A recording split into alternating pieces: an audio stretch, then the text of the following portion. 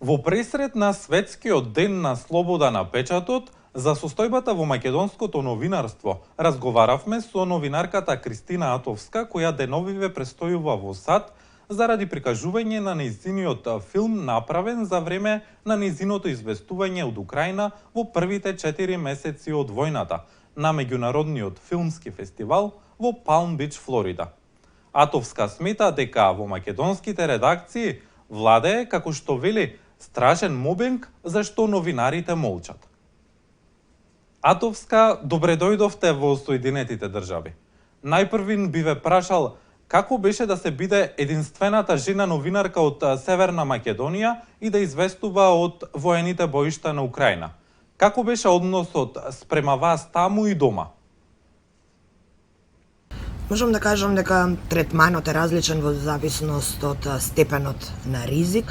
Во секој град има посебни правила, секако дека секој град нема ист безбедност, нема иста закана, нема иста безбедносна проценка. Следствено на тоа и луѓето поинаку се однесуваат и ги третираат новинарите, исто како и властите. Она што ме изненади е фактот дека колку поисточно се движев, се движев по кон опасните места, луѓето многу повеќе ја разбираа новинарската работа, што значи да си новинар и која е функцијата на новинарите таму. Ризикот за сите е ист од самата војна, но сепак кога се работи за жена мора да бидеме ние жените посебно внимателни, затоа што не е се само бомбите закана, туку знаете дека жените се изложени и на многу поголем тип на напади. Можам да кажам дека жените воени репортери или фоторепортери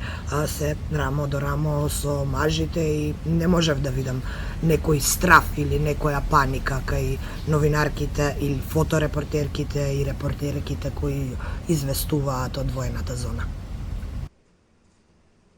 Во 2016 година, заради ваша колумна, бевте отпуштена од медиумот каде што работевте во тоа време. Како гледате на тоа искуство од денешна перспектива? Можам да кажам дека состојбата не е променета. Жените новинарки се изложени на дополнителни притисоци, дополнителни закани. Навистина ништо не е променето од 2016. Напротив, кога ги земеме во предвид сите анализи кои ние ги правиме во рамки на здруженијата, ќе видиме дека дури бројот на напади на жени новинарки е зголемен, нападите дури го менуваат својот облик, па сега се повеќе жените новинарки се напаѓаат онлайн. Мора да признаеме дека живееме во едно општество во кое што за жал се уште жена се смета за можеби послаб род, па можеби и од таму потекнуваат целата таа храброст или лудост да им се закануваат на жени новинарки, но не можам да кажам дека нешто драстично е променето, напротив.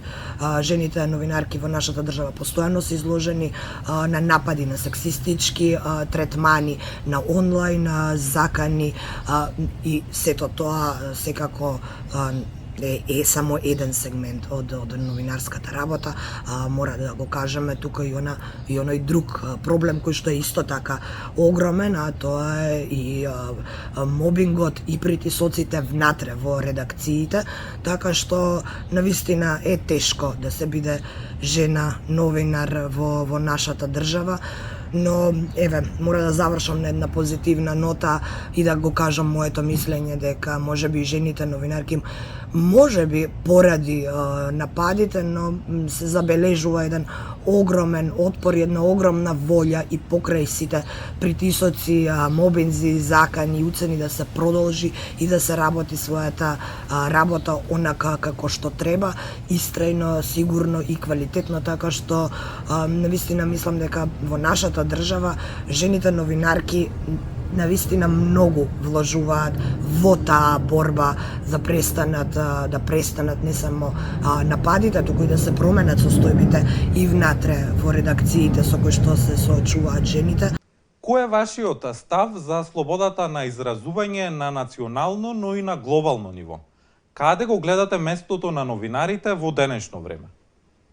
Генерално немам убави зборови за слободата на изразување, забележувам еден тренд на опаѓање на слободата на изразување, не само кај нас, туку и глобално како што споменавте, така што не мислам дека сме на добар пат како медиуми. Појавата на социјалните медиуми комплетно го измести новинарството, нас ни даде сосема други задачи, практично ни презема еден дел од работата, повеќе не е возможна трката за тоа кој ќе биде прв и таков тип на ексклузиви, бидејќи денеска сите со своите телефони се стримаат онлайн, така што дефинитивно ние новинарите во денешно време мора да сме свесни за ова и мора да сме свесни за нашата улога. Таа трка ја изгубивме со социјалните медиуми и сега треба да се сконцентрираме на пренесување на вистината, на фактите, на анализи, на оној останат дел од новинарството кој што не е возможно да се преслика или не е возможно барем да ни го украдат социјалните мрежи, затоа сметам дека мора многу да се работи и многу да се менува.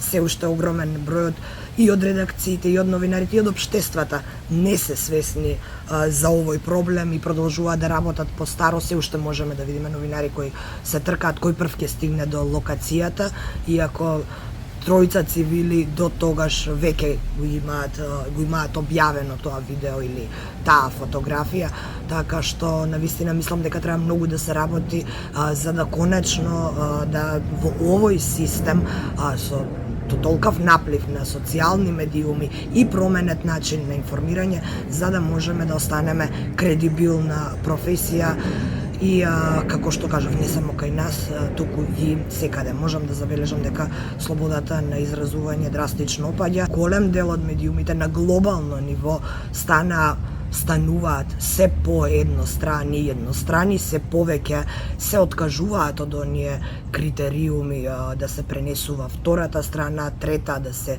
испита што се пренесува, така што не мислам дека сме на добар пат кога е слободата во прашање. Изминативе години се помалку млади во Северна Македонија одлучуваат да се запишат на новинарски студии. Како новинарската професија изгуби на атрактивност? На што се должи овој тренд е лесно прашање. Се должи на состојбата во која што живееме и работиме ние новинарите. Новинарството оддамна веќе не е престижна професија, во новинарството нема пари, а од друга страна